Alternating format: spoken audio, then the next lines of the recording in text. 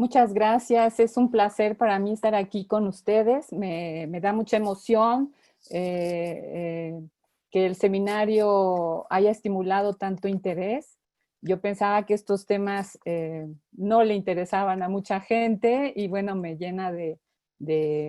pues de felicidad saber que hay eso, mucho interés en el tema. Yo espero al abrir que pueda yo transmitirles muchos de estos conocimientos que a veces suenan complicados, alejados, pero que son prácticamente importantes para cambiar la situación en la que vivimos hombres y mujeres, pero en especial las mujeres. Quiero agradecer muchísimo la invitación y quiero felicitar mucho al equipo de la Unidad Politécnica de Gestión con Perspectiva de Género, especialmente eso a Giovanna Castro que me invitó y bueno, y a todo el grupo que ahorita antes de empezar tuve el placer de conocer y de platicar un ratito y espero y como ellos, como todo ese equipo y como mucha gente que nos estará escuchando, que son de distintas disciplinas, de distintas ramas del conocimiento y eso también me parece algo muy importante porque para poder contribuir y cambiar las cosas necesitamos desde distintas formaciones ampliar nuestro conocimiento. Entonces, pues voy a compartir la pantalla y voy a empezar.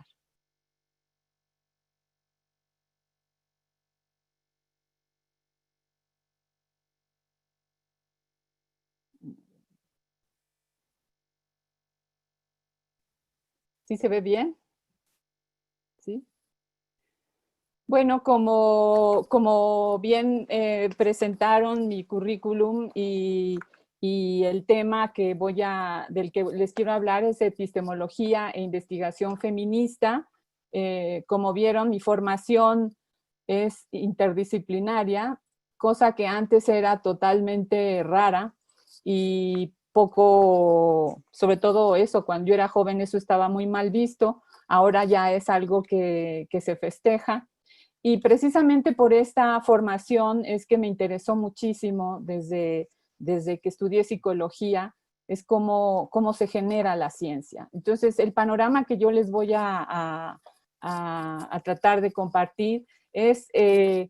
un poco, lo esquematicé en esta primera diapositiva, en el que me interesa muchísimo hablarles desde la teoría y la filosofía feminista y cómo esta teoría y filosofía feminista que lleva muchos siglos de construcción ha permeado dentro de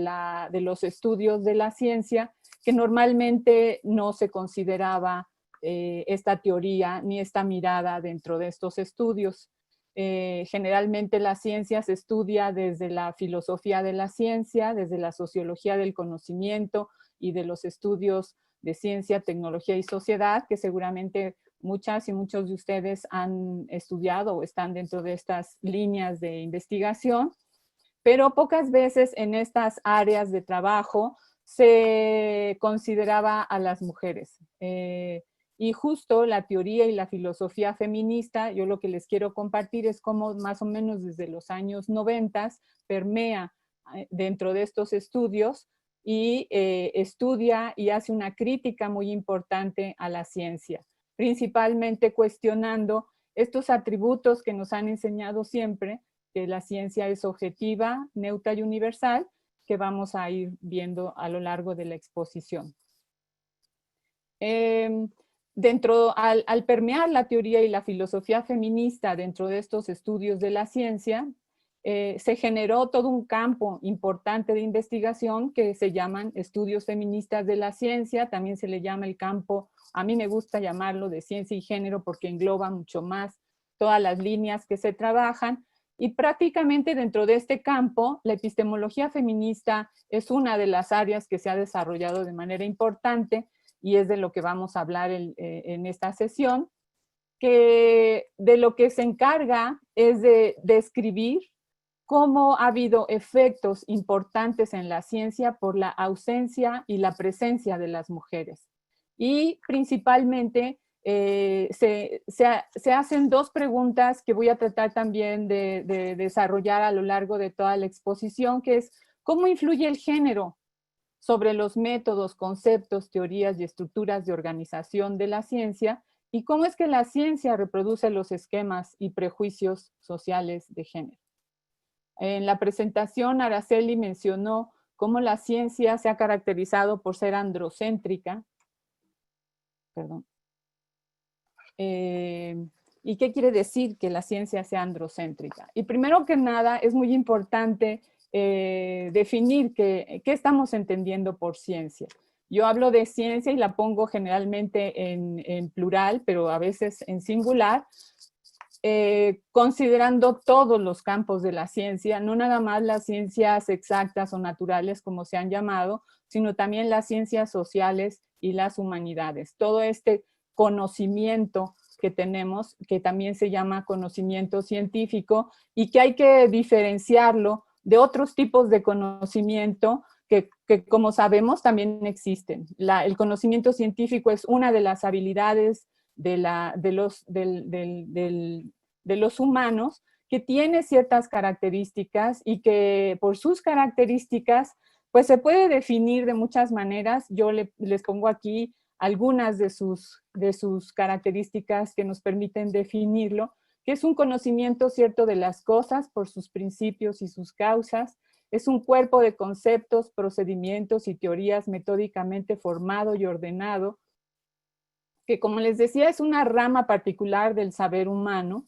es un medio para resolver problemas y implica una gran cantidad de recursos porque implica no nada más ideas, conceptos y teorías, sino también artefactos, instituciones, recursos económicos, materiales y humanos, donde hay prácticas sociales y relaciones entre personas que le dan una característica muy importante al conocimiento científico. Y yo lo defino de esta manera precisamente porque la crítica feminista de esta ciencia es que muy pocas veces se consideró que la ciencia implicaba relaciones sociales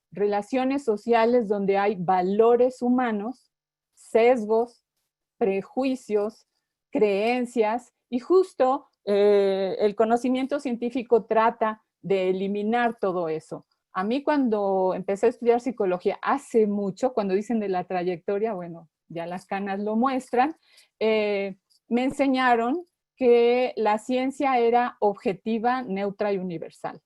¿Qué quiere decir? Que cuando hacíamos un experimento, entrábamos al laboratorio, nos poníamos una bata blanca y con eso nos olvidábamos de todas nuestras emociones, nuestros sentimientos, nuestros valores, nuestras creencias, íbamos neutras, en blanco, a hacer la investigación, porque de eso se trataba, de hacer una investigación objetiva, libre de valores, de emociones, de sesgos, de prejuicios. Y mucho tiempo se pensó que así era la ciencia, y mucho tiempo se pensó que, bueno, y yo creo que todavía en algunos campos del conocimiento puede funcionar este tipo de atributos o criterios de la ciencia, pero justo cuando la teoría feminista se incorpora, pues lo primero que se hace es criticar esta ciencia.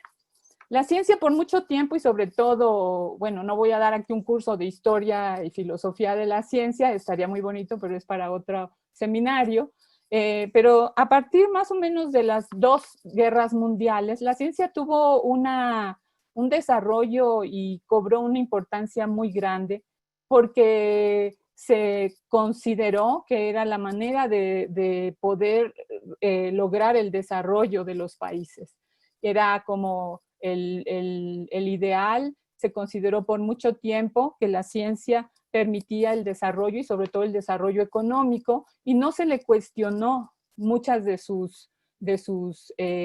criterios o atributos.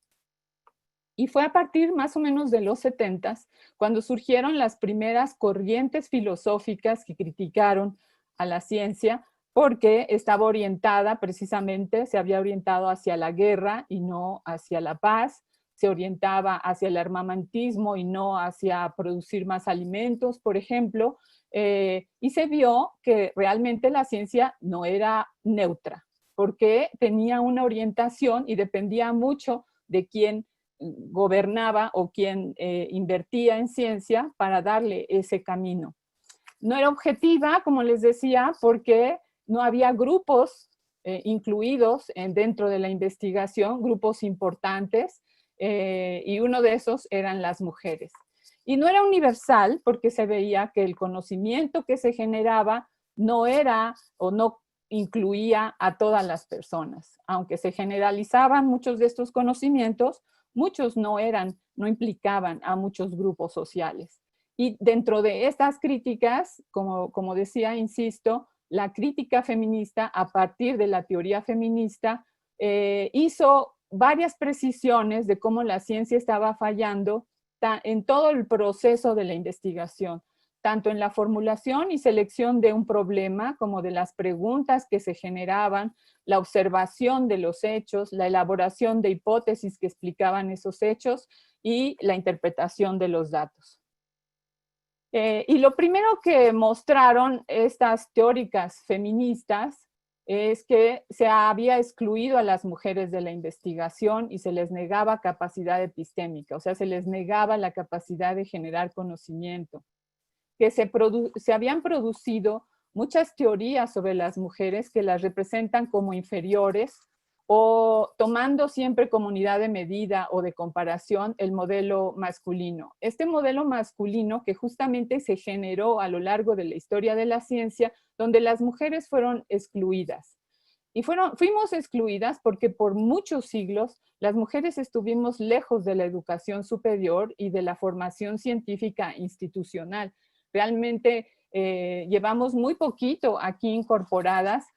digamos que a fines del siglo XIX que pudimos entrar ya a las universidades y a partir de ahí lograr ingresar también a la investigación científica. Y aunque ahorita ya hay un avance importante de las mujeres en la participación de la ciencia, todavía seguimos viendo muchos aspectos de exclusión cada vez más sofisticados que nos hacen no poder participar de la misma manera que los hombres. Y entonces la institucionalización de la ciencia se dio con la ausencia de las mujeres por muchos años y eso tuvo efectos muy importantes en las teorías que se produjeron sobre las mujeres, que las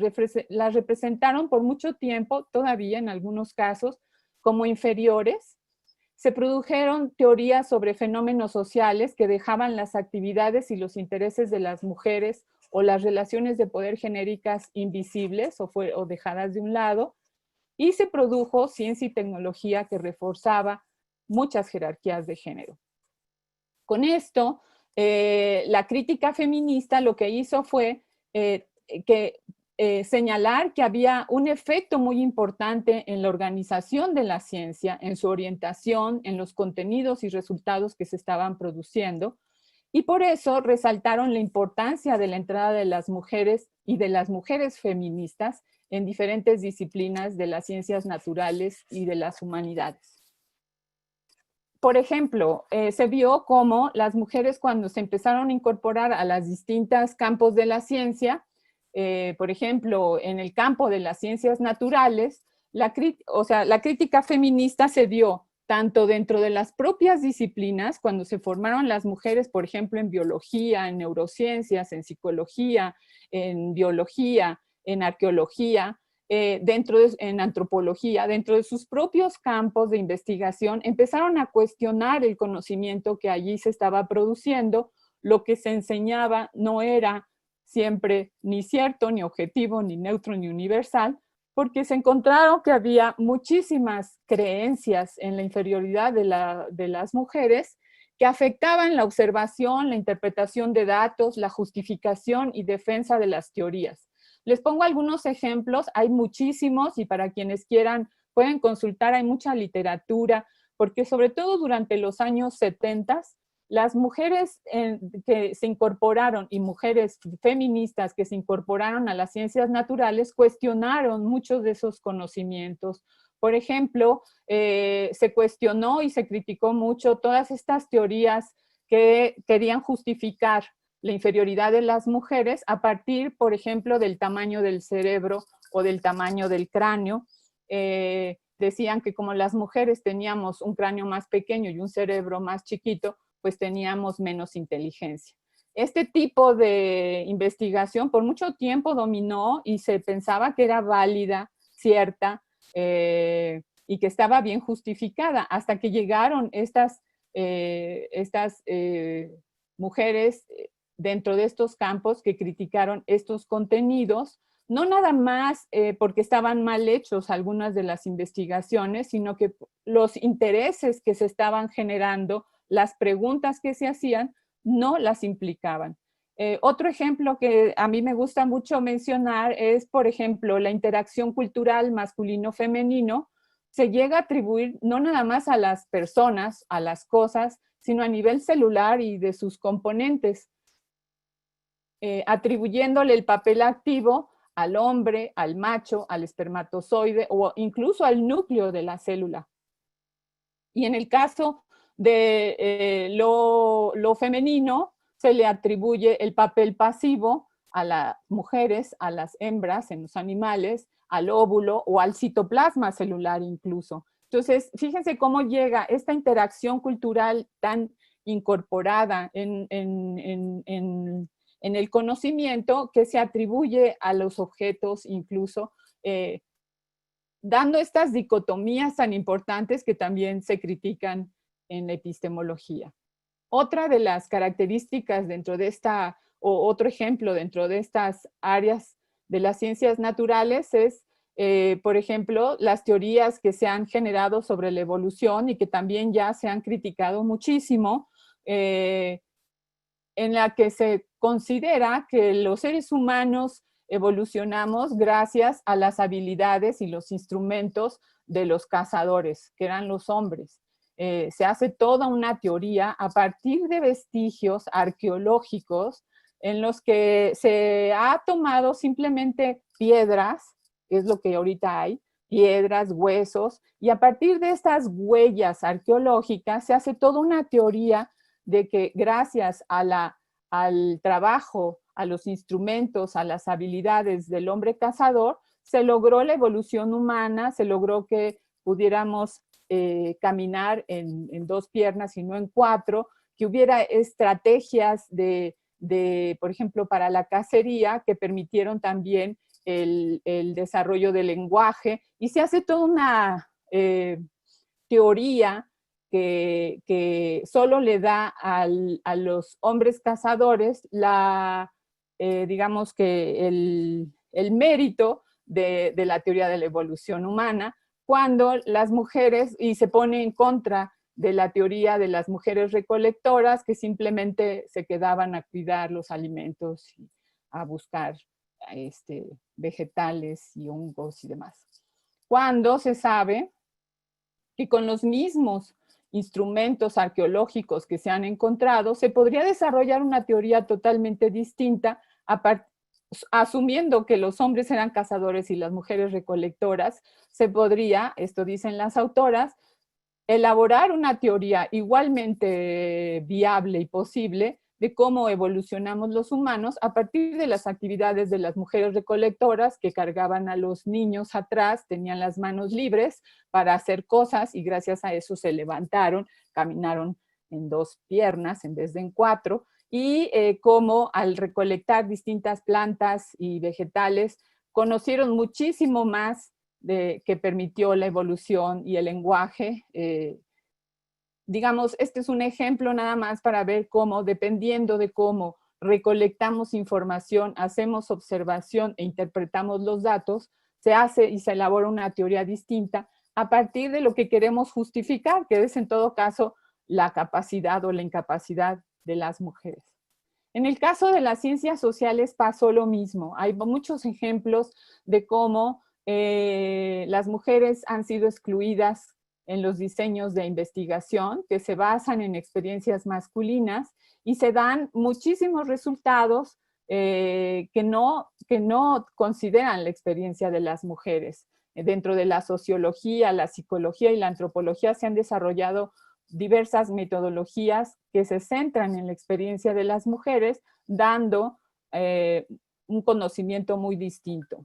En el caso de de la psicología, por ejemplo, y el psicoanálisis, se han desarrollado temas tan importantes como la subjetividad, la sexualidad y la identidad de las mujeres, que han sido tema de trabajo feminista, como muchas sabemos, y se han desarrollado aportaciones muy importantes para el entendimiento integral de las mujeres, que estaban totalmente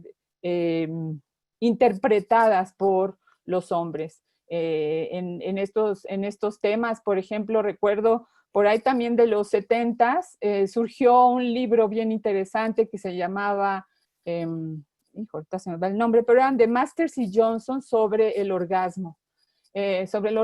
femenino, y se proponía eso, se hacían registros. Yo me acuerdo que fue súper interesante todas esas investigaciones, porque por primera vez se experimentó el orgasmo entre parejas siempre heterosexuales,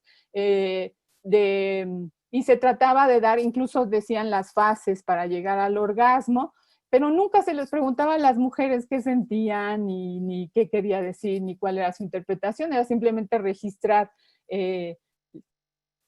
los distintos aspectos fisiológicos, la frecuencia cardíaca, la sudoración y demás entre hombres y mujeres, pero no se hacía un trabajo preguntándoles a las mujeres lo que estaba pasando.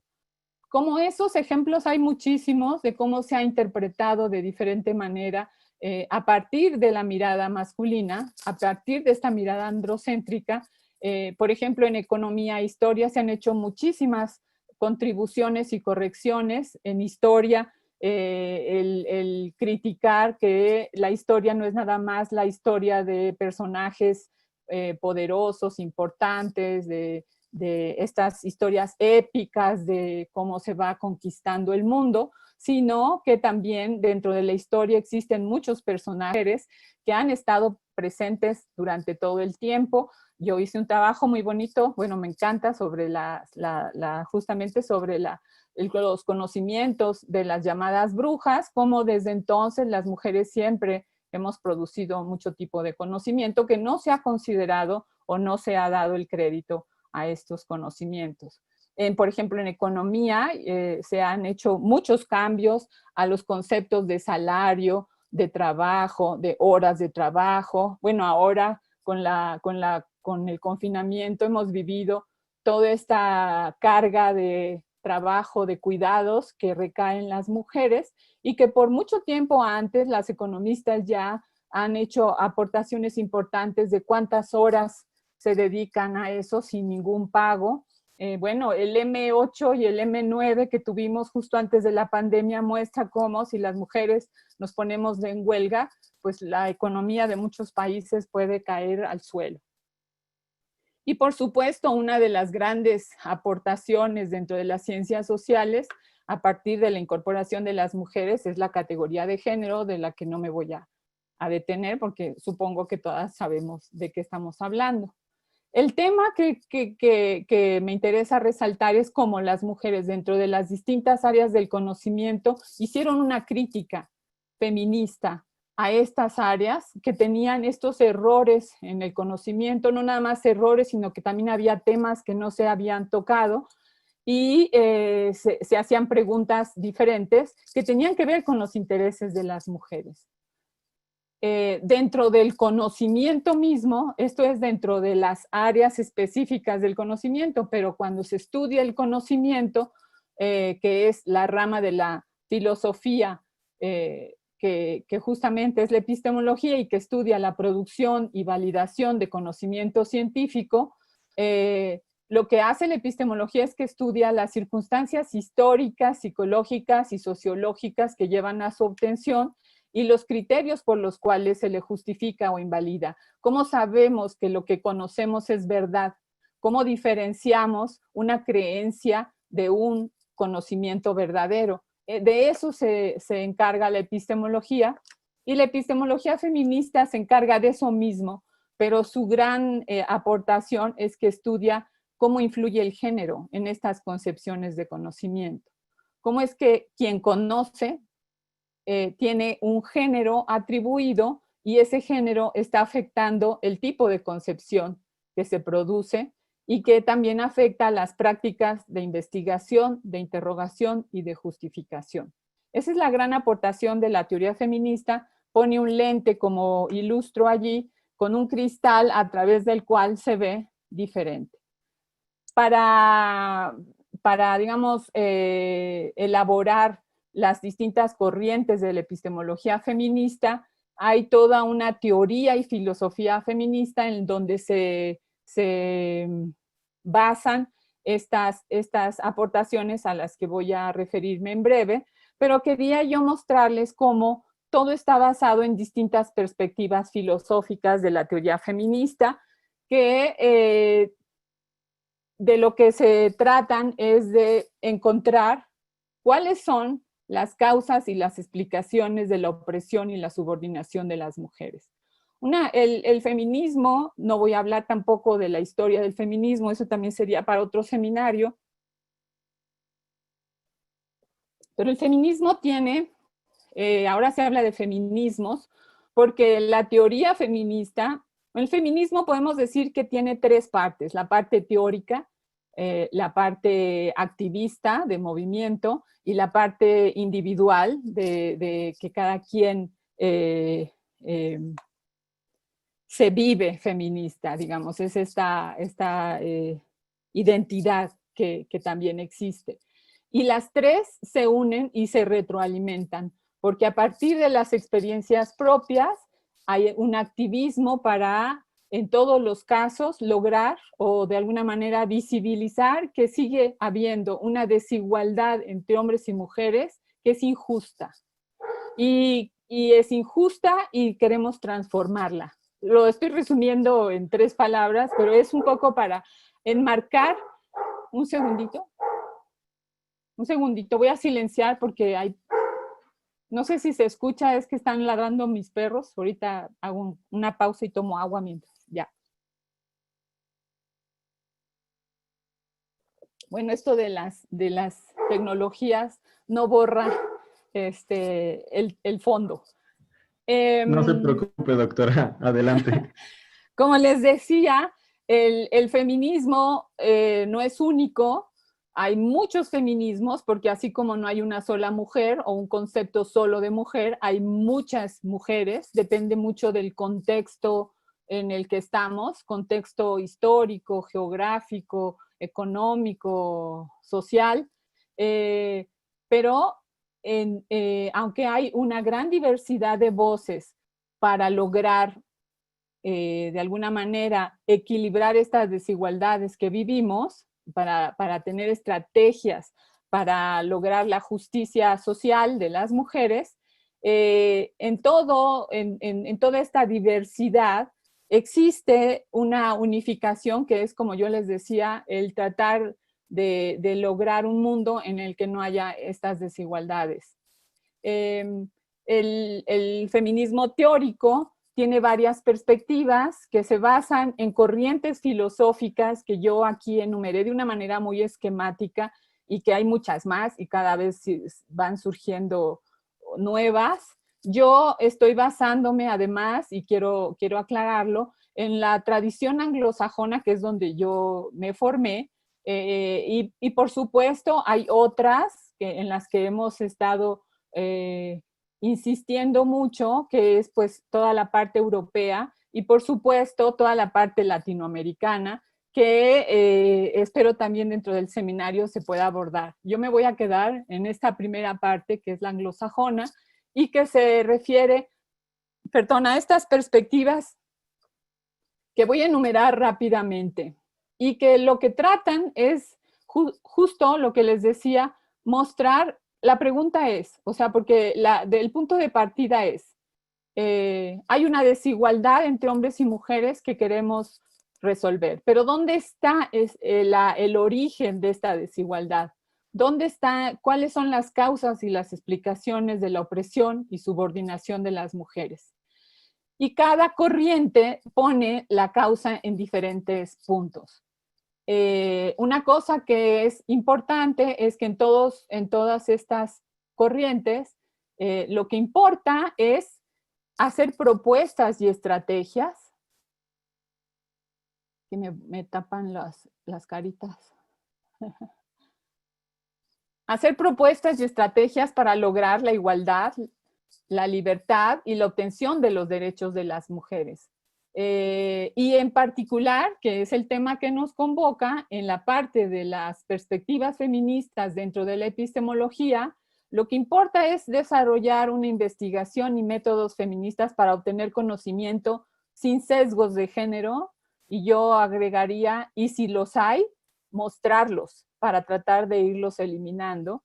y considera el género como un ordenador social, eso es muy importante, y como una categoría que interactúa con otras. Ahora le llaman interseccionalidad, está de moda la palabra, pero esto se viene diciendo desde los 70s. El género interactúa con otras categorías como la clase, la etnia, la preferencia sexual, la edad, y cada vez se van acumulando más. Y es muy importante hacer estas relaciones porque dependiendo de estas relaciones es que se puede lograr un conocimiento mucho más integral. Entonces voy a hacer un repaso rápido de estas perspectivas porque me parece importante porque además estas perspectivas son la base o es en donde se basan muchas de las corrientes dentro de la epistemología. Yo aclaro que es una selección arbitraria que se ha hecho desde distintas autoras, yo las junté y al final hay bibliografía por si alguien está interesada en revisarlas a fondo. La perspectiva feminista liberal bueno, tiene sus orígenes desde los siglos XVIII y XIX, su principal representante es Mary Wollstonecraft, y lo que ellas proponían desde entonces, fíjense, desde entonces, quienes hayan podido leer los textos de Mary, son bien interesantes porque a ella le interesaba muchísimo que las mujeres pudiéramos educarnos. Para quienes son de pedagogía seguro la han leído y tiene textos que parecen que se escribieron en estos años. Es increíble que después de tantos siglos todavía sigamos peleando y luchando porque las mujeres tengamos acceso a la educación. Al derecho, o sea, ella proponía el derecho a la educación, pero dentro de esta corriente liberal, lo que se propone es que, sobre todo se criticaron estas corrientes filosóficas de John Locke y de Rousseau, quienes lo que decían es que se tenía que reconocer que todos los hombres, los humanos, éramos iguales. Nada más que como dicen algunas colegas españolas feministas, pero algunos éramos más iguales que otros y unas más desiguales que otros. Y en esta corrección que hicieron, sobre todo porque lo hacían para evitar que hubiera esclavitud, que hubiera diferencias entre los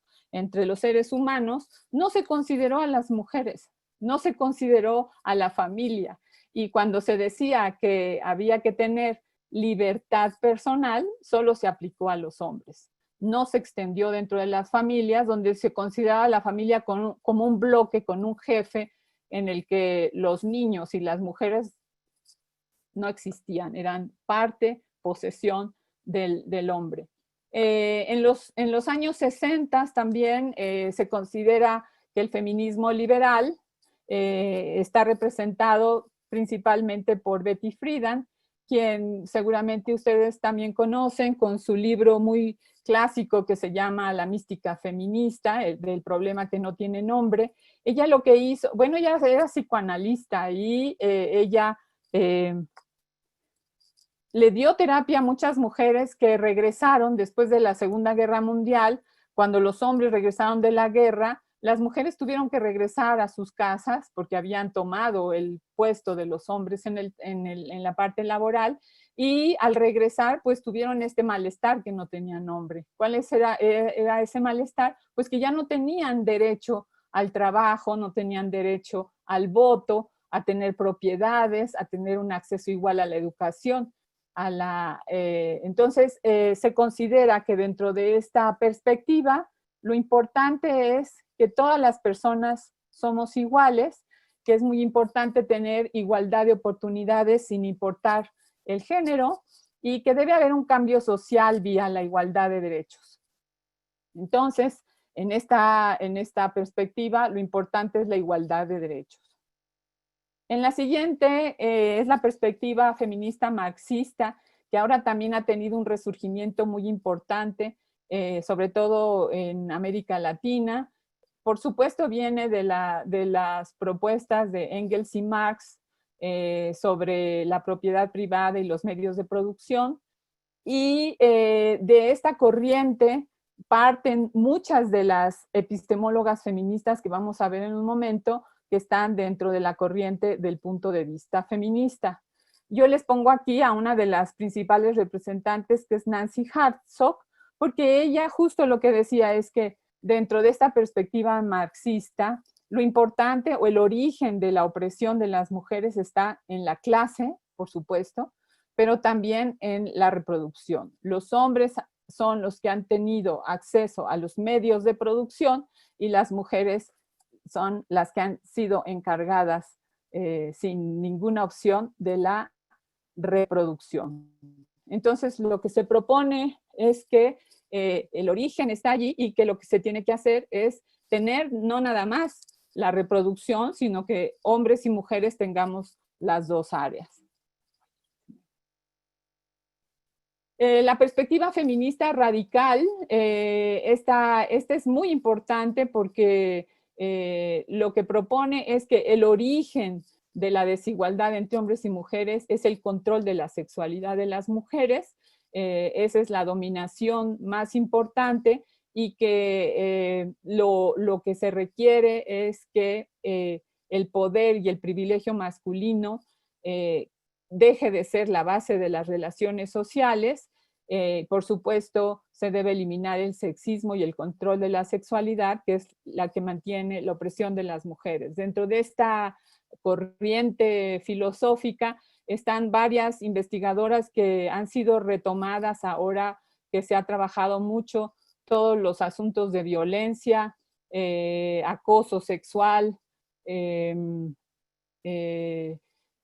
pornografía, toda esta parte del control de la sexualidad de las mujeres y de hacerlas objeto sexual se ha criticado dentro de esta perspectiva.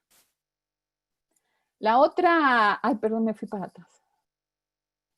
La otra perspectiva importante es la psicoanalista, que lo que propone es que, pues sí es muy importante tener derechos, que es muy importante eliminar los problemas de la clase social, pero que lo que es más importante es la estructura psicosocial, digamos, psicoanalítica, y cómo se estructura desde los primeros años de la vida la identidad psíquica de hombres y mujeres. Entonces,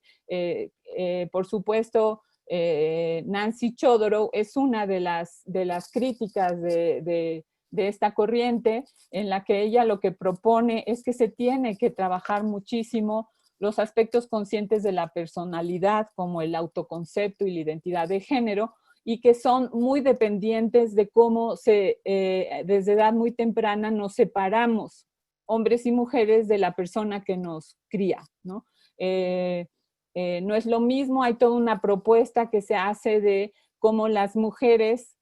cuando quien nos cuida desde que nacemos es una mujer, es más fácil separarnos, digamos, de una manera en el que nos identificamos con quien nos cuida, y en cambio los hombres se separan de una manera mucho más, ¿cómo decirlo? Pues no tan sutil, porque hay una separación y una desidentificación de la madre, ¿no? Hay toda una teoría, no voy a elaborarla, pero lo interesante es que ella dice que lo importante es el desarrollo psicosexual y que eso marca desde muy temprana edad la opresión de las mujeres, este rol que nos dan. La otra perspectiva feminista se llama socialista y va agrupando todas las anteriores, o sea, cuentan los derechos, la clase social, la sexualidad, pero aquí el punto de la opresión lo señalan en la raza o la etnia. y que, aunque viene del lado de la teoría marxista, lo importante es que el poder y la opresión surgen del control, como les decía, de la sexualidad, de la clase, pero además de la raza o la etnia. La otra perspectiva es la ecofeminista, que también ahora se ha resurgido muchísimo. Bueno, una de las representantes siempre ha sido Vandana Shiva, que es muy controvertida. Y aquí a mí me gusta mucho esta perspectiva porque es como la perspectiva más hippie o la de la paz y el amor, porque justo lo que dicen es que para que lo importante para eliminar las desigualdades es la libertad de los seres humanos. Y la libertad individual no puede existir si no es dentro de una comunidad. Entonces, lo importante es vivir en comunidades, en armonía con la naturaleza, y a partir de allí se podrá generar personas libres, ¿no? Entonces, lo que proponen es que en lugar de conquistar la naturaleza, las personas deben encontrar nuevas maneras de vivir en armonía y con eso lograr la libertad. En el caso de la perspectiva feminista fenomenológica, pone el énfasis en la subjetividad y la experiencia. Tiene sus raíces en la filosofía de las experiencias de la vida y sobre todo es una crítica a este privilegio que se le daba a la objetividad como el sello de la razón. Aquí en esta corriente la importancia y la centralidad de la subjetividad humana y de las experiencias humanas vividas son muy importantes y bueno, por ejemplo, ilustran con esto el embarazo de las mujeres porque es una experiencia corporal, subjetiva, que elimina muchas barreras y dualidades, como vamos a ver después, como es yo, otro, dentro, fuera, sujeto, objeto. La otra perspectiva, y con esta termino, creo, todas las corrientes, es la perspectiva modernista, que pone el énfasis en la diferencia y la otredad. Esta corriente es muy importante porque de aquí parte también la corriente epistemológica del posmodernismo. Y lo que proponen es que no hay una sola voz y visión de las mujeres, como les decía, porque esto de pensar que hay una sola voz y una sola mujer así universal es otra forma de pensamiento androcéntrico e insisten en decir que tampoco hay una sola verdad o una historia sola, única de la realidad. Lo que proponen es que las experiencias de las mujeres difieren según todos estos temas que hemos estado viendo, de todas estas categorías, y que no se deben reprimir las diferencias que actualmente caracterizan a las personas, sino que la diferencia es lo que nos hace ser especiales y nos hace ver la realidad de una manera distinta, que es lo que va a permitir cambiar las cosas. Entonces, la diferencia o la otredad es un modo de ser, de pensar y de hablar que permite apertura, pluralidad y diversidad, y se rechaza el pensamiento racional y abstracto como única forma de generar conocimiento. Con esto, yo quería dar así como un marco de dónde se basan las teorías de la epistemología feminista. Vuelvo allí diciendo que la epistemología feminista ha mostrado que la ciencia se ha distorsionado con supuestos sexistas en sus aproximaciones metodológicas, en sus conceptos y sus teorías. Que el conocimiento científico, como ya vimos, no es objetivo, neutro ni universal. Que se debe describir y considerar el contexto social, histórico, político y cultural en el que se realiza la actividad científica, identifica las prácticas de adquisición y justificación del conocimiento que ponen en desventaja a las mujeres. Los temas centrales que plantea la epistemología feminista es una crítica a los marcos de interpretación, de la observación. Allí Sandra Harding es una de las principales autoras, donde ella describe muy bien lo que es la epistemología, lo que son los métodos y la metodología, y se critica muchísimo la lógica dicotómica, esta lógica de la que ya hablé, que viene desde la filosofía aristotélica para mostrar cómo desde entonces había esta dicotomía entre el amo y el esclavo, entre el patrón y el obrero, entre la mujer y el hombre, y que se va tomando como algo natural. Nos acostumbramos a pensar en estos términos y con eso se borra generalmente la posibilidad de esta diversidad que decían las posmodernistas, porque en esta lógica dicotómica además, uno de los elementos siempre tiene mayor peso que el otro. Y siempre el segundo elemento es el que está, digamos, en desventaja. Y normalmente esa desventaja la tienen, se asocia con las mujeres, lo femenino, lo pasivo, como mencionamos.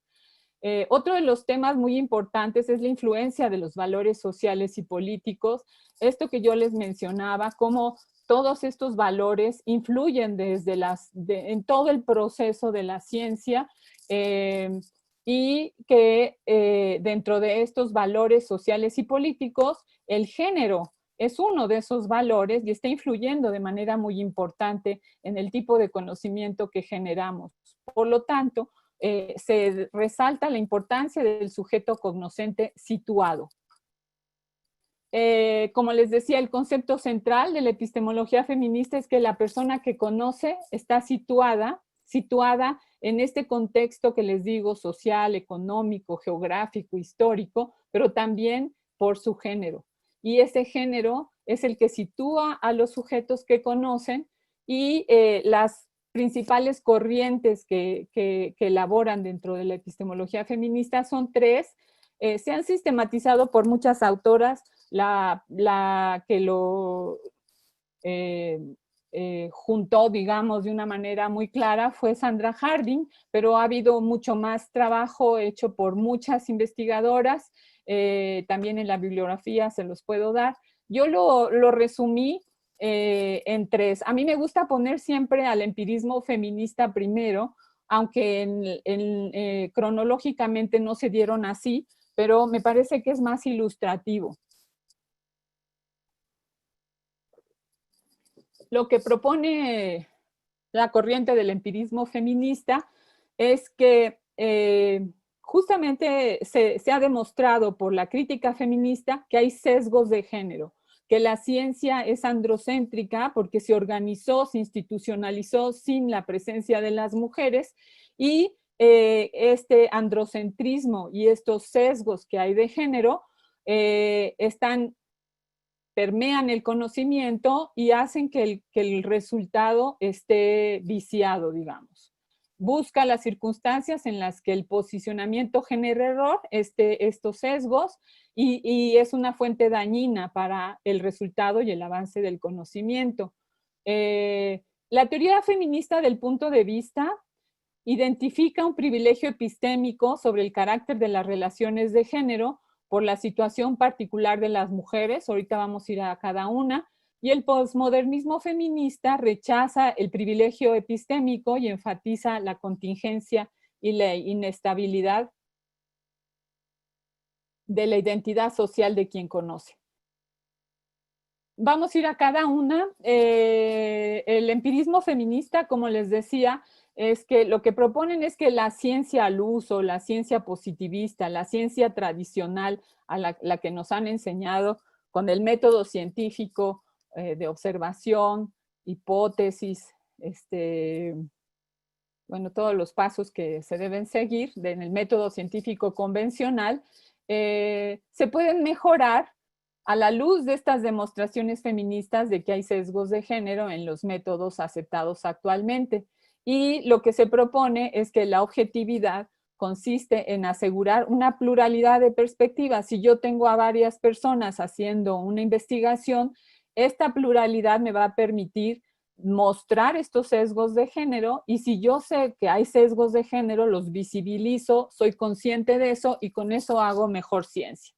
Las críticas que tienen, bueno, las principales representantes de esta corriente son Nancy Tuana y Helen Longino, que fíjense, todas estas corrientes se iniciaron a fines de los 80 y se han ido como retroalimentando, revisitando, y se van además intercambiando unas con otras. Ya no es tan rígido el empirismo, el punto de vista y el posmodernismo. Pero bueno, son las tres que se han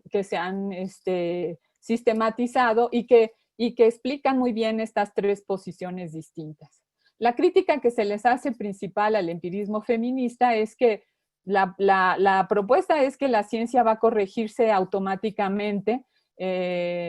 simplemente al saber que existen errores y sesgos de género. Pero pues esto no ha sucedido hasta la fecha, entonces quiere decir que lo automático no siempre funciona. La otra corriente de epistemológica es la del punto de vista feminista, que como les decía, esta surge o viene de esta corriente marxista, varias de ellas vienen de ahí.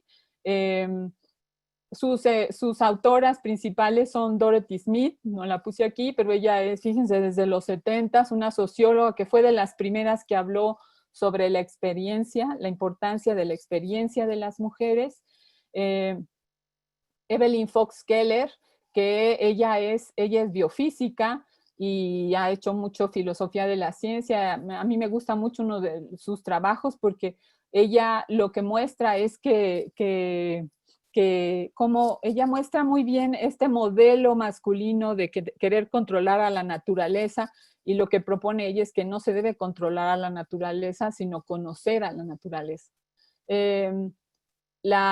Otras exponentes son Hartsock, que le hablé de ellas, Hilary Rose, que seguro ustedes alguna vez escucharon estos libros de Rose y Rose, que hacían economía política de la ciencia, fueron de los primeros que criticaron esta neutralidad supuesta de la ciencia. Está, por supuesto, tiene un libro muy interesante que se llama algo así como Corazón, siempre se me olvida, Corazón, Cerebro, y son tres cosas, y lo que ella muestra es que las emociones para generar conocimiento son muy importantes. Y bueno, Sandra Harding, que a todas nos gusta mucho. Está Catherine McKinnon, que ella es una abogada, para quienes les gustan esas áreas. Ella ha sido una gran defensora de todo lo que es la violencia. Ella está dentro de las posiciones radicales y tiene propuestas bien interesantes de cómo hay una organización social predadora que hace que las mujeres seamos presas, ¿no?, de esta organización,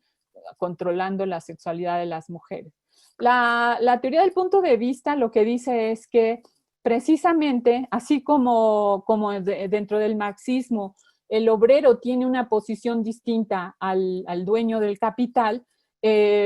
así las mujeres tenemos una visión distinta que los hombres. Tenemos una mirada diferente por toda nuestra consigna y nuestra situación de género femenino, y eso nos hace tener una mirada distinta y un privilegio epistémico, porque hacemos preguntas desde ese lugar de mujeres que no se habían hecho los hombres desde su lugar, y por eso destaca el conocimiento situado basado en las experiencias de las mujeres. Esta corriente propone que el agente epistémico ideal no es un sujeto incondicionado, sino que el sujeto condicionado está condicionado por experiencias sociales, y que estas experiencias sociales es lo que le dan un valor epistémico importante, un privilegio a las mujeres para hacer preguntas distintas, estrategias distintas para lograr un conocimiento distinto. Las críticas que se le hacen a esta corriente es que hay un riesgo de caer en posiciones esencialistas, porque pues, se critica que haya formas de conocer específicamente femeninas o masculinas, y se cuestiona cuál sería el punto de vista que tiene el privilegio epistémico realmente. El posmodernismo feminista está en contra de todas estas teorías que justifican prácticas sexistas y que sostienen que las diferencias entre hombres y mujeres son naturales y necesarias, o que las mujeres tienen una esencia que explica y justifica su subordinación, su situación. Critica el concepto de mujer, esto que les decía en el posmodernismo, porque no hay solo una, y ellas cambian este concepto o este conocimiento del punto de vista por el de una mirada desde aquí y ahora. Ellas lo que proponen es que no se debe asumir a la verdad como un conocimiento aceptado, sino que siempre va cambiando. Ellas proponen que las personas no somos iguales desde que nacemos hasta que nos morimos, que vamos siempre cambiando en este devenir y que este cambio es lo que nos permite generar un mejor conocimiento. Cae un poco en lo que se llama el relativismo, esa es una de las críticas que se le hacen, y que también al decir que no hay una manera, no hay una posibilidad de tener como esta categoría analítica de mujer, se fragmenta en infinitas perspectivas que también son controversiales. Con esto quisiera pasar, este sería como un resumen de lo que es de lo que es la epistemología feminista, pero aquí me interesa mucho agregar lo que se ha llamado la investigación feminista, que justamente es el resultado de esta crítica a la forma de generar conocimiento y que ha generado todo un campo importante que es la investigación feminista, basada, por supuesto, en los principios que he mencionado. ¿Cuáles son las diferencias de la investigación feminista con la investigación que podríamos llamar tradicional? Un punto muy importante es que elimina el desequilibrio de poder entre la investigación y lo que se investiga. Hay una horizontalidad distinta. Hay una motivación política para impulsar el cambio de la desigualdad social de las mujeres.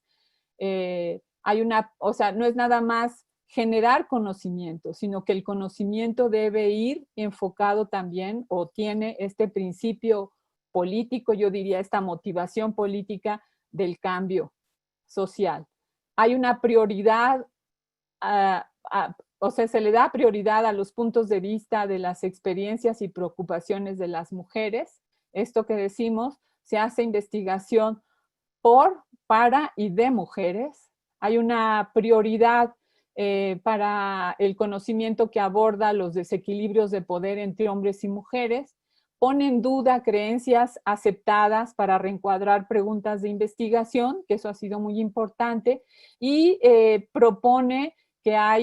ahora se haga investigación y proyectos que se llaman con inclusión del análisis de sexo-género. Voy a ir a eso en un momento. Yo les puse ahí un cuadrito de lo que Sandra Harding ha propuesto, que es la investigación feminista. Es esta investigación que estudia a las mujeres desde su perspectiva, reconoce a quien investiga como parte del tema de investigación, no es que el investigador o la investigadora van a llegar a dar luz y voz,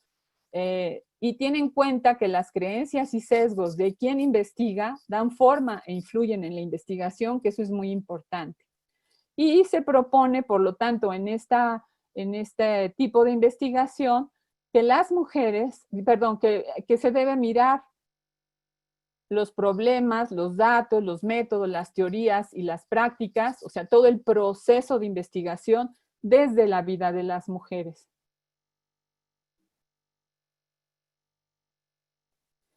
Esta inclusión del análisis de género en la ciencia tampoco es nueva. Ahora se ha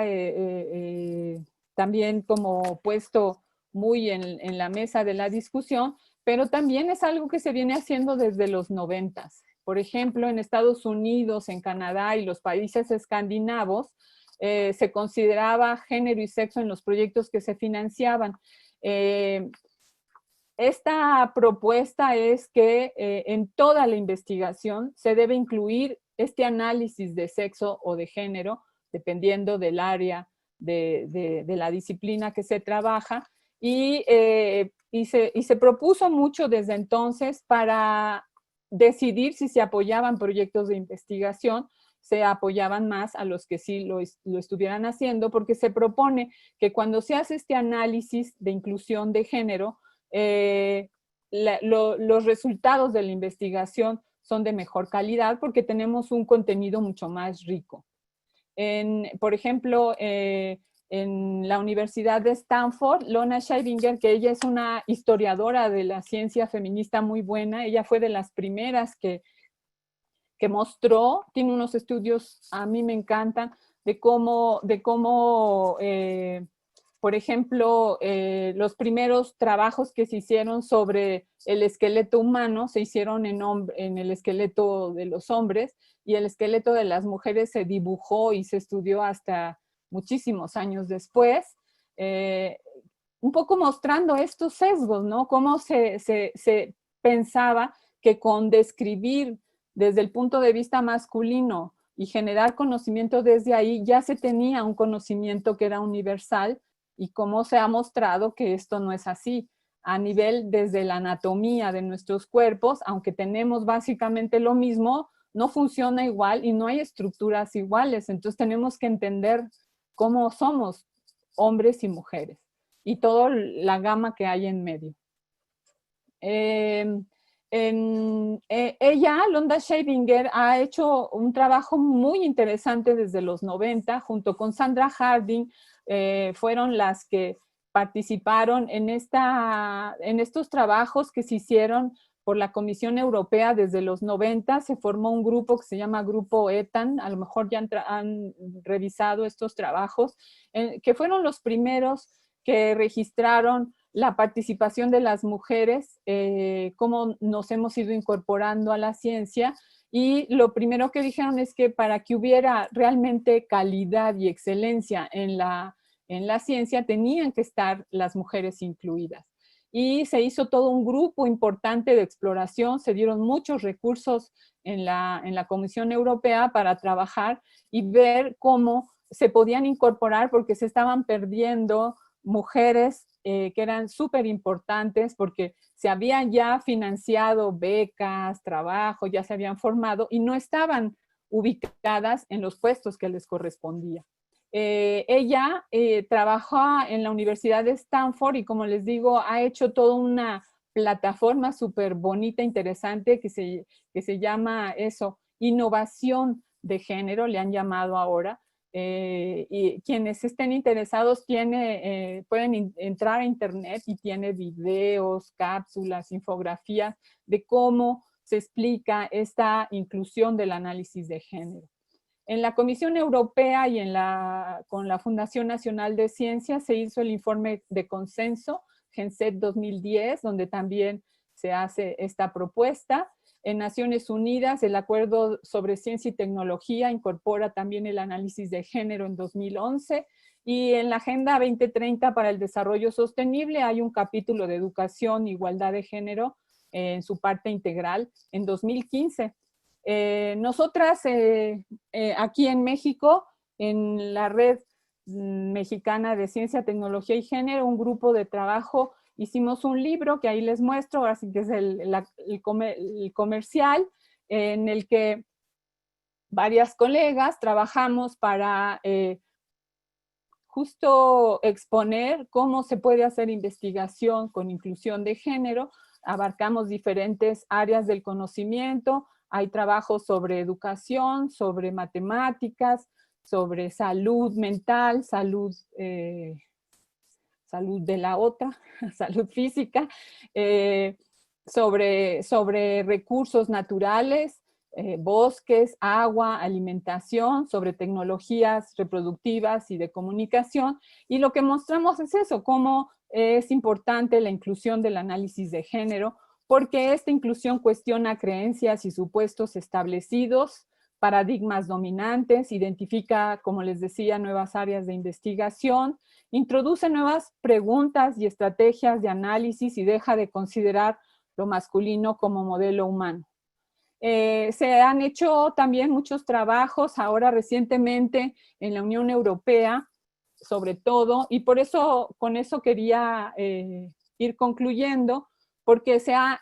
propuesto la inclusión del análisis de género en todos los campos de la ciencia, pero también la inclusión del análisis de género en la política de ciencia. Y en la inclusión de género en la ciencia, creo que también acá en el seminario va a haber una parte que va a presentar Lilia Mesa sobre física, y me parece que hay algo sobre neurociencias. Y es muy importante, yo pongo el ejemplo de la física porque Casi siempre cuando doy alguna conferencia siempre me dicen, bueno, sí, todo esto está muy bien para las ciencias sociales, porque entiendo que se van a trabajar relaciones entre hombres y mujeres. Pero ¿qué tiene que ver todo esto de la epistemología feminista y de cambiar la ciencia, el contenido de la ciencia, por ejemplo, en las matemáticas o en la física? Pues hay muchas maneras, hay áreas del conocimiento donde esto a lo mejor no aplica, pero, por ejemplo, no es lo mismo estudiar la nanotecnología de los materiales que cubren por ejemplo, un tanque para que aguante la lluvia o el calor, a estudiar el acoso y la violencia contra las mujeres. Son temas totalmente distintos, con una complejidad tan importante en uno como el otro, pero sí es muy importante que dentro de cualquier tema de investigación se contemple esta necesidad de incluir el análisis de género en la ciencia, que implica no nada más el contenido, como lo pongo abajo de la diapositiva, sino también quiénes son las personas que están generando conocimiento, que durante toda esta exposición les he tratado de mostrar, y lo que se propone es que debe haber igualdad de oportunidades para hombres y mujeres en investigación. Se propone que también los equipos de investigación se formen con hombres y mujeres, y en las áreas donde es más complicado el contenido, porque no son estas relaciones sociales de las que hemos hablado, sí es muy importante que haya mujeres y hombres, y sobre todo que se incorporen las mujeres en estos equipos de investigación en todos los niveles, desde quienes liderean el equipo desde arriba, quienes coordinan los equipos, hasta quienes hacen el trabajo más, digamos, talachero, que es, ¿no?, la recopilación de datos, el análisis, las fichas. Y se han propuesto muchísimas estrategias para fomentar esta igualdad de oportunidades entre hombres y mujeres en la investigación, para crear sobre todo condiciones culturales que permitan a las mujeres y a los hombres tener carreras enriquecedoras. Hay muchas estrategias, se propone que haya mujeres en los congresos, en las mesas de trabajo, en las conferencias, que en las áreas justamente donde casi nunca hay mujeres, sobre todo estas llamadas STEM de ciencia, tecnología, ingeniería y matemáticas, donde hay poquitas mujeres, cómo lograr que las mujeres se vayan incorporando y se visibilicen las que ya existen y se puedan promover. Y la parte del contenido de la investigación, el qué y cómo, se propone eso, abordar las realidades tanto de las mujeres como de los hombres, como he venido diciendo, y considerar la investigación específica de género para llenar muchas lagunas del conocimiento. Aquí ha habido muchísimas propuestas, como vamos a ver en esta última diapositiva, en donde para que haya estos cambios se necesita también generar políticas científicas con perspectiva de género o incluir el análisis de género en la política de ciencia. Hago otro comercial en la foto porque justo hay todo un marco internacional que no voy a abordar ahorita porque voy terminando, pero hay todo un marco internacional importante que muestra miles de, bueno, no miles, pero sí muchísimas reuniones mundiales. UNESCO ha sido una pieza muy importante para impulsar todos estos cambios. Ha habido reuniones interhemisféricas. Por ejemplo, aquí en América Latina ha habido varias reuniones para desarrollar y diseñar nuevos indicadores que nos permitan evaluar cómo nos vamos incorporando este análisis de género. Esto que yo les decía de Stanford, que ha hecho Londa Scheibinger. Y en México, en nuestro país, también ha habido antecedentes interesantes, no tantos como los que quisiéramos, pero sí ha habido, en la administración anterior hubo una de las propuestas del gobierno fue la transversalidad. En el Plan Nacional de Desarrollo se propuso la transversalidad de género y se lograron algunos avances a nivel de la ciencia y la tecnología, se modificó poquito la ley de ciencia y tecnología, y esto hizo que hubiera algunas modificaciones también dentro del CONACYT. Se generaron algunos programas que apoyaron la participación de las mujeres y en particular en el Sistema Nacional de Investigadores. También se ha hecho poco. He dirigido 2 tesis de políticas de ciencia y género donde vemos eso, cómo hay muy poco avance y aunque hay buenas intenciones en algunos casos, lo más que se ha cambiado es el discurso, el texto. A veces se ve un poquito de lenguaje incluyente, a veces, pero realmente todavía siento que vamos muy lento. Así como ha habido un marco internacional que ha presionado, porque México ha firmado convenios en donde se establece claramente, desde las reuniones de Beijing, la de ciencia, en fin, todas estas reuniones internacionales que han impulsado la participación de las mujeres y el análisis de género en la política de ciencia. Así también ha habido un impulso muy importante y una influencia de grupos de mujeres científicas y académicas que hemos trabajado desde hace más de 40 años haciendo muchas propuestas, tanto en los centros de investigación, en las universidades, y poco a poco hemos ido en algunos momentos, en algunas etapas, ha habido mucho más apertura para este diálogo. Ahí ha influido muchísimo el que mujeres importantes tengan puestos de dirección, que sean sensibles a estos temas para hacer cambios también poco a poco. Y pues también hemos trabajado ahora y esperamos que en la nueva ley de ciencia y tecnología que está por aparecer se incluyan algunas de las propuestas que hemos hecho desde la red. Y con eso voy a terminar con, por supuesto, una de nuestras principales autoras, impulsoras del feminismo, que es Simone de Beauvoir, y que ella tiene este textito que a mí me gusta mucho poner y con eso quiero acabar, que dice: la representación del mundo,